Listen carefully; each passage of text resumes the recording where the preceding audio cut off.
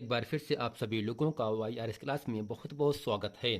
तो दोस्तों, आज इस पूरे वीडियो में हम वर्ष 2023 माध्यमिक शिक्षा परिषद उत्तर प्रदेश प्रयागराज कक्षा 10 की बोर्ड परीक्षा 2023 की तैयारी हेतु विगत वर्षों के सभी प्रश्न पत्रों का संकलन दोस्तों इस पूरे अंशाल पेपर में आपको मिलेगा। दोस्तों, जो आपका ये अंशाल पेपर है, यह दोस्तों राजीव प्रकाशन का आपका अंशाल पेपर विज्ञान का है। अब दोस्तों, इसमें जो आपका बोर्ड परीक्षा होगा इसमें 2023 के लिए है। इसमें दोस्तों 30% कम पाठ्यक्रमानुसार है, जबकि दोस्तों OMR पर आधारित मॉडल पेपर इस अभ्यास में आपको दिए गए हैं। और दोस्तों, इसके साथ हम ये भी समझ लेते हैं, विगत 9 वर्षों का मतलब 9 साल यानी 2014 से 2022 के सभी प्रश्न पत्रों का संकलन इस पूरे अंशाल पेपर में है। और दोस्तों, परीक्षार्थियों की सुविधा के लिए महत्वपूर्ण प्रश्नों के उत्तर भी दिए गए हैं। तो दोस्तों, इस पूरे वीडियो में हम अंशाल पेपर विज्ञान में दोस्तों जो आपका राजीव प्रकाशन है, तो दोस्तों इसमें जो आपका 2023 का है वह विज्ञान को दोस्तों आपके सामने है। इसमें दोस्तों जितने भी आपके 2020 से लेकर के 19 का 18 का 17 का 5 जितने भी आपके सेट हैं, उन सभी सेटों को हम अब हर वीडियो में अच्छे तरीके से आप लोगों को बताने वाले हैं। तो दोस्तों, आज की इस पूरे वीडियो में हम set number 1 2020 code 824 NJ code का है। दोस्तों, इसमें जितने भी बहुविकल्पी के प्रश्न हैं, अतलगुत्तरी के प्रश्न हैं, लघुत्तरी के प्रश्न हैं, इस पूरे वीडियो में हम अच्छे तरीके से आप लोगों के सामने बताने वाले हैं। तो दोस्तों, आशा करते हैं आप इस वीडियो को अंत तक जरूर बने रहेंगे।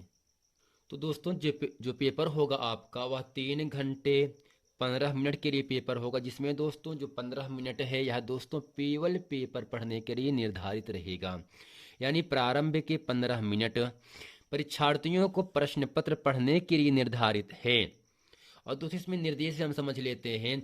यह प्रश्न पत्र 3 खंड अर्थात दोस्तों जो आपका विज्ञान का पेपर होगा वह खंड का खंड ख और खंड ग में विभाजित है। प्रत्येक खंड का पहला प्रश्न बहुविकल्पी है, जिसमें 4 उत्तर विकल्प दिए गए हैं। सही विकल्प चुनकर अपनी अब उत्तर पुस्तिका में लिखिए। दोस्तों, जो आपका खंड का है इसमें जो आपका पहला प्रश्न होगा वह दोस्तों बहुविकल्पी का प्रश्न होगा।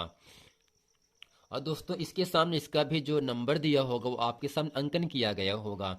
अब दोस्तों, प्रत्येक खंड के सभी प्रश्न एक साथ करना आवश्यक है। प्रत्येक खंड नए पृष्ठ से प्रारंभ किया जाए।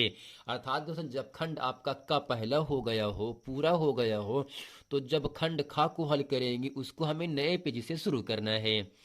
सभी प्रश्न अनिवार्य है। प्रश्नों के निर्धारित अंक उनके सम्मुख दिए गए हैं। आवश्यकता अनुसार अपने उत्तरों की पुष्टि स्वच्छ एवं नामांकित चित्रों द्वारा, रासायनिक समीकरणों द्वारा व्यक्त करना है। तो दोस्तों, आशा करते हैं इस पूरे वीडियो में जो आपके खंडका के जितने प्रश्न हैं उन सभी प्रश्नों को हम इस पूरे वीडियो में अच्छे तरीके से बताने वाले हैं। अब दोस्तों, प्रश्न नंबर यहाँ से 1 आपके सामने कह रहा है, किस दर्पण के सामने किसी वस्तु को रखने पर उसका प्रतिबिंब वास्तविक, उल्टा व आकार में कुछ छोटा बनेगा। तो दोस्तों, यहाँ से ऑप्शन पहला दिया उत्तल, दूसरा दिया है अवतल, तीसरा है समतल, चौथा है इनमें से कोई नहीं। तो दोस्तों, जो आपका अवतल दर्पण होता है वो कैसे होगा परिभाषा, ऐसा दर्पण जिसके उभरे पृष्ठ पर पालिश लगी हो तथा दबे हुए तल से प्रकाश का परावर्तन हो, उसे दोस्तों अवतल दर्पण कहा जाता है। अर्थात दोस्तों, जिस पृष्ठ पर जिस तल पर पालिश नहीं किया जाता है उस तल से प्रकाश का परावर्तन होता है। और दोस्तों, जो आपको उत्तल दर्पण होता है, ऐसा दर्पण जिसके दबे तल पर पालिश लगी हो तथा उभरे हुए तल से प्रकाश का परावर्तन हो, उसे दोस्तों उत्तल दर्पण कहते हैं। तो दोस्तों, अवतल दर्पण में 1 से 5वीं स्थिति तक केवल दोस्तों आपका वास्तविक, उल्टा और दोस्तों प्रतिबिंब हमेशा उल्टा बनेगा। लेकिन दोस्तों, जब आपकी 6वीं स्थिति होता है, जब कोई वस्तु दर्पण के ध्रुव और मुख्य फोकस के बीच में रखा जाता है, तब दोस्तों जो आपका प्रतिबिंब बनता है वह दर्पण के पीछे आभासी और वस्तु से बड़े आकार का प्रतिबिंब प्राप्त होता है। अर्थात दोस्तों यहाँ से किस दर्पण के सामने किसी वस्तु को रखने पर उसका प्रतिबिंब वास्तविक उल्टा आकार में छोटा बनेगा। तो दोस्तों इसका उत्तर क्या होगा, यहाँ से आपका अवतल दर्पण। अर्थात दोस्तों अवतल दर्पण में प्रतिबिंब हमेशा 1 से लेकर 5 तक वास्तविक उल्टा और आकार में छोटा बनता है। अब दोस्तों आशा करते हैं प्रश्न नंबर का अच्छे तरीके से आप लोगों को समझ में आ गया होगा। प्रश्न नंबर खा है, एक लेंस के सामने रखी किसी वस्तु का प्रतिबिंब उसी लेंस से वस्तु की अपेक्षा 3 गुनी दूरी पर बनता है, प्रतिबिंब का आवर्धन क्या है। अर्थात दोस्तों जो आपका लेंस होता है वो 2 प्रकार का होता है, उत्तल और अवतल। दोस्तों ऐसा लेंस जो बीच में मोटा और किनारों पर पतला होता है उसे उत्तल लेंस कहते हैं, और ऐसा लेंस जो बीच में पतला किनारों पर मोटा होता है उसे दोस्तों अवतल लेंस कहते हैं। तो यहाँ से हम समझ लेते हैं जो मनुष्य का नेत्र होता है वह दोस्तों उत्तल लेंस की भांति व्यवहार करता है। तो दोस्तों अब हम ये समझ लेते हैं लेंस का उपयोग कहाँ कैसे करते हैं। तो लेंसों का जो दोस्तों उपयोग होता है फोटोग्राफिक कैमरा, प्रोजेक्ट, सूक्ष्मदर्शी आदि में किया जाता है। और दोस्तों इसके साथ साथ ही मानव अन्य जंतुओं के नेत्रों में भी उत्तल लेंस लगा होता है। दोस्तों यहाँ से कह रहा है एक लेंस के सामने रखी किसी वस्तु का प्रतिबिंब लेंस से वस्तु की अपेक्षा 3 गुनी दूरी पर बनता है। दोस्तों जितनी गुनी पर वस्तु प्रतिबिंब बनेगा वही दोस्तों क्या होता है, उसका आवर्धन होता है। दोस्तों यहाँ से आपका वस्तु जो रखा जा रहा है अर्थात जो आपका प्रतिबिंब बन रहा है वह 3 गुनी दूरी पर बनता है, इसलिए दोस्तों आवर्धन क्या होगा, यहाँ से 3 गुनी ही होगा, जो कि ऑप्शन नंबर आपका तीसरा सही है। प्रश्न नंबर ग कह रहा है किसी विद्युत परिपथ में बहने वाली विद्युत धारा का मात्रक है। अर्थात दोस्तों परिपथ में धारा कब बहती है, जब इलेक्ट्रॉनों का प्रवाह होगा। अगर इलेक्ट्रॉनों का प्रवाह नहीं हो रहा है तब दोस्तों परिपथ में चालक में विद्युत धारा बहेगी नहीं। तो विद्युत परिपथ में जो धारा दोस्तों बहती है उसका मात्रक क्या होता है, पहला यहाँ से दिया है एम्पियर, दूसरा है वाट, तीसरा है ओम, चौथा है वोल्ट। अब दोस्तों यहाँ से जो आपका ऑप्शन नंबर आपका पहला है एम्पियर, यह दोस्तों विद्युत धारा का मात्रक होता है, जबकि दोस्तों जो वाट होता है वह शक्ति का मात्रक होता है। ओम क्या होगा दोस्तों, प्रतिरोध का मात्रक होता है, जबकि जो वोल्ट होता है वह विभवांतर का मात्रक होता है। तो यहाँ से विद्युत धारा का जो मात्रक होगा वह दोस्तों एम्पियर होता है, जो कि ऑप्शन नंबर आपका पहला सही है। जबकि जो शक्ति होता है शक्ति का मात्रक वाट होगा और प्रतिरोध का मात्रक होता है ओम होगा। और यहाँ से जो आपका वोल्ट है यह दोस्तों विभवांतर का मात्रक होता है। तो दूसरा प्रश्न नंबर घ आपके सामने कह रहा है परिवर्तनशील चुंबकीय क्षेत्र के कारण किसी चालक में उत्पन्न प्रेरित विद्युत धारा की दिशा का आकलन निम्नलिखित नियम से किया जा सकता है। अर्थात दोस्तों जो परिवर्तनशील चुंबक होता है अर्थात चुंबकीय क्षेत्र के कारण किसी चालक में उत्पन्न प्रेरित विद्युत धारा की जो दिशा होती है वह हम दोस्तों किस नियम से बताते हैं या किस नियम से ज्ञात करते हैं। पहला है दाएं हाथ के अंगूठे के नियम, दूसरा है ओम का नियम, तीसरा है फ्लेमिंग के बाएं हाथ का नियम, जबकि चौथा है फ्लेमिंग के दाएं हाथ का नियम। अर्थात दोस्तों परिवर्तनशील चुंबकीय क्षेत्र के कारण किसी चालक में उत्पन्न प्रेरित विद्युत धारा की जो दिशा का आकलन हम दोस्तों करते हैं वह फ्लेमिंग के दाएं हाथ का नियम का पालन करते हैं। अर्थात दोस्तों यहाँ पर जो आपका ऑप्शन होगा वह ऑप्शन नंबर आपका चौथा सही है, फ्लेमिंग के दाएं हाथ का नियम। अर्थात परिवर्तनशील चुंबकीय क्षेत्र के कारण किसी चालक में उत्पन्न प्रेरित विद्युत धारा की जो दिशा दोस्तों होता है वह फ्लेमिंग के दाएं हाथ के नियम से हम ज्ञात करते हैं। तो दोस्तों आशा करते हैं खंड का के जितने भी बहुविकल्पीय के प्रश्न थे वो सभी प्रश्न अच्छे तरीके से आप लोगों को समझ में आ गया होगा। अब दोस्तों चलते हैं प्रश्न नंबर 2 का खा और ग इस पूरे वीडियो में हम अच्छे तरीके से पढ़ते हैं। प्रश्न नंबर दोस्तों 2 का आपके सामने कह रहा है, एक पारदर्शी कांच से बने घनाकार गुटके। अब दोस्तों जो आपका पारदर्शी का मतलब ये होता है जिसकी आर पार हम देख सकते हैं, अर्थात जो आपका कांच होगा।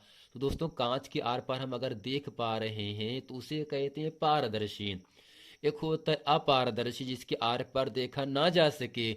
दूसरा होता है पारभासक, ऐसा माध्यम जिनसे होकर प्रकाश का आंशिक भाग ही आर पार निकल जाता है या निकल पाता है, उसे कहते हैं पारभासक माध्यम।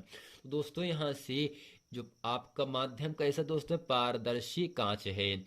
एक पारदर्शी कांच से बने घनाकार गुटके, अर्थात दोस्तों जो आपका गुटका है कांच का वह दोस्तों घनाकार अर्थात घन के आकार में है। और दोस्तों जो घन होता है उसकी लंबाई चौड़ाई ऊंचाई तीनों बराबर रहता है, जिसकी प्रत्येक भुजा दिया है 4 सेंटीमीटर। दोस्तों दिया क्या है यहाँ से भुजा का मान 4 सेंटीमीटर दिया है।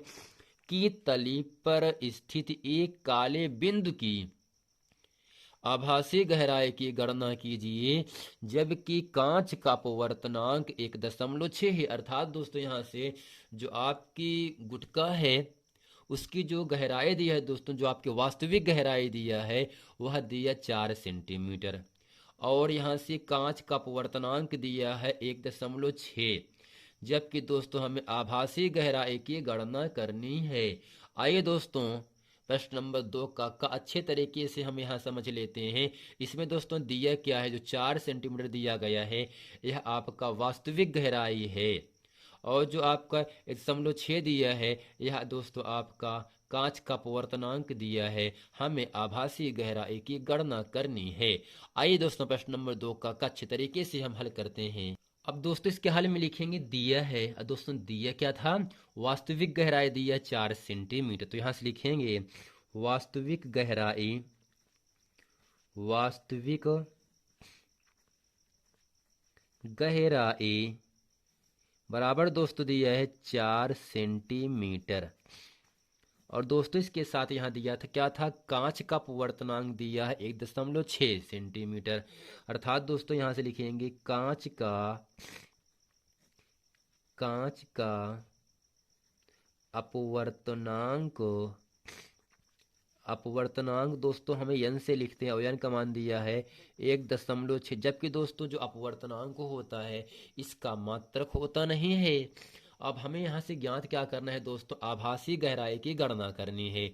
तो यहाँ से लिखेंगे इसलिए आभासी गहराई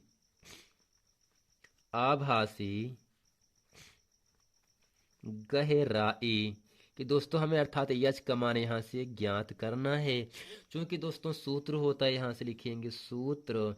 दोस्तों सूत्र क्या होगा, अपवर्तनांक यन बराबर होता है वास्तविक गहराई बटे आभासी गहराई। तो यहाँ से लिखेंगे अपवर्तनांक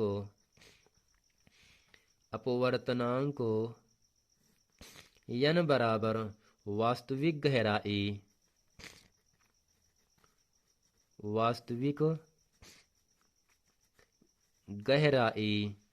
बटे आभासी गहराई।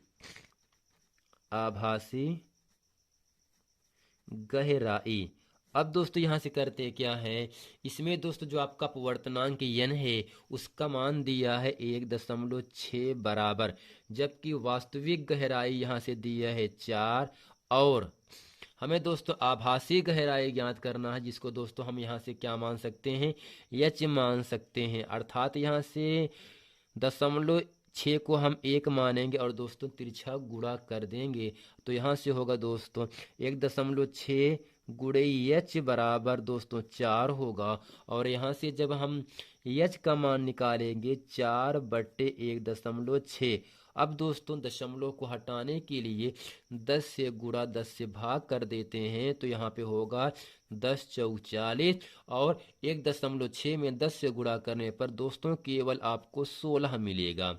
अब करते क्या है, यहाँ से जब 40 में 16 से भाग करेंगे दोस्तों आपका उत्तर होगा 2.5 सेंटीमीटर। क्या दोस्तों, जब 40 में 16 से भाग करेंगे तो आपका जो भागफल आएगा वह 2.5 सेंटीमीटर हो जाएगा। तो दोस्तों आशा करते हैं प्रश्न नंबर 2 का प्रश्न नंबर का अच्छे तरीके से आप लोगों को समझ में आ गया है। अब दोस्तों प्रश्न नंबर 2 का हम प्रश्न नंबर खा पढ़ते हैं। तो दोस्तों खा कह रहा है एक उत्तल लेंस की फोकस दूरी 20 सेंटीमीटर है, इसकी क्षमता की गणना कीजिए। अर्थात दोस्तों यहाँ से जो लेंस की फोकस दूरी स्मॉल एफ है उसका मान दिया 20 सेंटीमीटर और लेंस की क्षमता की हमें गणना करनी है, जबकि लेंस की क्षमता को हम P से लिखते हैं, अर्थात हमें P का मान ज्ञात करना है। अर्थात यहाँ से जो लेंस की क्षमता का सूत्र होता है P बराबर वह दोस्तों 1/F होता है, जहाँ F का मान होता है मीटर में, लेकिन दोस्तों F का मान फोकस का मान दिया सेंटीमीटर में, तो होगा दोस्तों P बराबर 100/F, जहाँ F का मान होगा सेंटीमीटर में। तो दोस्तों इसके हल में लिखेंगे दिया है, क्या लिखेंगे, दिया है लेंस की फोकस दूरी स्मॉल एफ बराबर लेंस की फोकस दूरी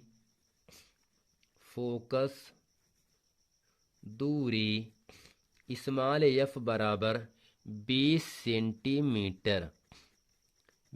सेंटीमीटर। और दोस्तों हमें ज्ञात क्या करना है, लेंस की क्षमता ज्ञात करनी है। तो यहाँ से लिखेंगे इसलिए लेंस की क्षमता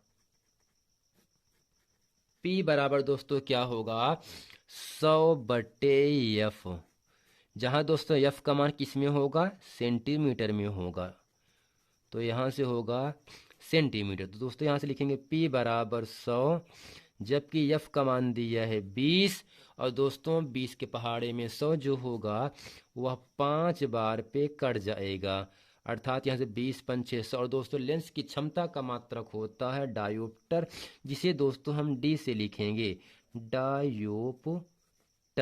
तो दोस्तों आशा करते हैं उत्तल लेंस की दोस्तों जो क्षमता होता है वह दोस्तों धनात्मक होता है, जबकि अवतल लेंस की क्षमता माइनस में होती है।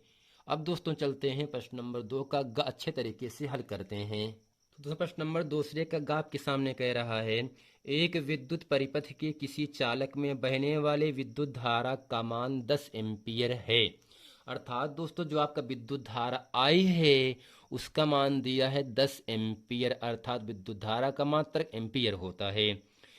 प्रति सेकंड का दोस्तों मतलब होता है 1 सेकंड में, अर्थात दोस्तों समय क्या दिया गया, समय को T से लिखते हैं और T का मान दोस्तों दिया 1, क्योंकि प्रति का मतलब 1 होता ही है, तो समय दोस्तों दिया है 1 सेकंड। इससे बहने वाले इलेक्ट्रॉनों की संख्या की गणना कीजिए, अर्थात इलेक्ट्रॉनों की संख्या को हम n से लिखते हैं, जबकि एक इलेक्ट्रॉन पर आवेश दोस्तों कितना होगा 1.6 गुणे 10⁻⁻19 कूलाम होता है। दूसरे इसमें दिया क्या है, विद्युत धारा I का मान दिया है 10 एम्पीयर, एक इलेक्ट्रॉन पर आवेश दिया है 1.6 गुणे 10⁻⁻19 कूलाम दिया है, जबकि दोस्तों समय दिया है 1 सेकंड। हमें दोस्तों इलेक्ट्रॉनों की संख्या n की मान की गणना करनी है, और दोस्तों यहाँ से n बराबर होता है I/E। अब दोस्तों इसके हल में लिखेंगे दिया है, दोस्तों दिया क्या है, विद्युत धारा I बराबर विद्युत धारा I बराबर दोस्तों कितना दिया है 10 एम्पीयर दिया है, कितना दिया है 10 एम्पीयर दिया है। और दोस्तों यहाँ से समय दिया है, समय को दोस्तों हम T से लिखेंगे और T का मान दिया है दोस्तों 1 सेकंड दिया है, तो प्रति का मतलब होता 1 सेकंड हो गया। अब हमें दोस्तों क्या ज्ञात करना है, प्रति सेकंड बहने वाले इलेक्ट्रॉनों की संख्या। दोस्तों जब यहाँ से हमें I और T का मान दिया है तब दोस्तों हम यहाँ से Q का मान निकाल सकते हैं, और दोस्तों Q होता है यहाँ से आवेश, यहाँ से लिखें, इसलिए आवेश Q बराबर दोस्तों होता है धारा गुणे समय, धारा I गुणे दोस्तों समय को लिखेंगे T से, तो यहाँ पे होगा T। अब करते क्या है, यहाँ से क्यों बराबर होगा, धारा I का मान दिया है 10 गुणे समय t का मान दिया है 1, तो क्यों बराबर होगा 10 इकन्नम 10। और दोस्तों आवेश का मात्रक होता है कूलाम। अर्थात दोस्तों यहाँ से हम निकाल लेंगे आवेश कितना प्रवाहित हो रहा है उस चालक तार में, तो यहाँ से 10 कूलाम आवेश प्रवाहित हो रहा है। अब करते क्या है, हमसे पूछ क्या रहा है, प्रति सेकंड बहने वाले इलेक्ट्रॉनों की संख्या। तो यहाँ से लिखेंगे इसलिए प्रति सेकंड बहने वाली इलेक्ट्रॉनों की संख्या दोस्तों हम n से डिनोट करते हैं, हमें n का मान ज्ञात करना है। अब करते क्या है यहाँ से, चूंकि क्यों बराबर दोस्तों क्या होता है, Ne होता है सूत्र। जब दोस्तों इलेक्ट्रॉन पर आवेश दिया हो और यहाँ से इलेक्ट्रॉनों की संख्या n ज्ञात करना हो और आवेश का भी मान दिया हो, तो हमें n का मान ज्ञात करना है। तो यहाँ से होगा इसलिए n बराबर Q अपान E। क्या दोस्तों, n बराबर Q अपान E। तो यहाँ से n बराबर Q का दोस्तों मान कितना दिया है, 10 दिया है। ईद होता है दोस्तों इलेक्ट्रॉन पर आवेश, कितना होगा 1.6 गुणे 10 की घात -19। अब यहाँ से करते क्या है दोस्तों, दशमलव के दाएं तरफ केवल एक अंक 6 है। इस दशमलव को हटाने के लिए हम 10 से गुणा 10 से भाग कर देते हैं। अब यहाँ से होगा n बराबर 10.100। और दोस्तों जब 1.6 में 10 से गुणा करते हैं, दशमलव केवल हट करके केवल 16 बनता है और गुणे में होगा 10 की घात -19। अब करेंगे क्या यहाँ से, तो n बराबर 100 में दोस्तों 16 से भाग करेंगे, आपको यहाँ से मिलेगा 6.25 गुणे 10 घात -19। अभी हर में है, जब इसको अंश में लेके जाएंगे तो माइनस से प्लस हो जाता है, तो 10 की घात 19 यही दोस्तों क्या होगा इस पूरे प्रश्न का उत्तर हो जाएगा। तो दोस्तों आशा करते हैं इस पूरे वीडियो में जितने भी बहुविकल्पी के प्रश्न हैं, जितने भी यहाँ से प्रश्न अतलगोत्री के प्रश्न हैं, प्रश्न नंबर 2 के का खा गा, इस पूरे वीडियो में अच्छे तरीके से आप लोगों को समझ में आ गया होगा। मिलते हैं दोस्तों नेक्स्ट वीडियो में, तब तक के लिए थैंक यू।